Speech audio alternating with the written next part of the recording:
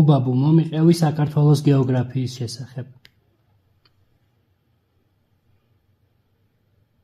რა შესანიშნავია, რომ საქართველოს გეოგრაფიაც გაინტერესებს, ჩემო პატარა მკვლევარო. იცი, საქართველო ხომ ისეთი ლამაზი და მრავალფეროვანი ქვეყანაა, რომ თითქოს პატარა ზღაპრულ სამყაროს ჰგავს. ის ზუსტად იქ მდებარეობს, სადაც ევროპა და აზია ერთმანეთს ხვდებიან. და ამიტომაცაა ასეთი განსაკუთრებული. წარმოიდგინე, ჩრდილოეთით მას უზარმაზარი, დიდებული მთები იცავენ, რომლებსაც დიდი კავკასიონი ჰქვია. ეს მთები ისეთი მაღალია, რომ მათი მწვერვალები ხშირად თოვლით არის დაფარული, თუნდაც ზაფხულში. მათი ფერდობები კი სავსეა ხშირი ტყეებით, სადაც უამრავი ცხოველი ბინადრობს, ირმები, დათვები და ბევრი სხვა.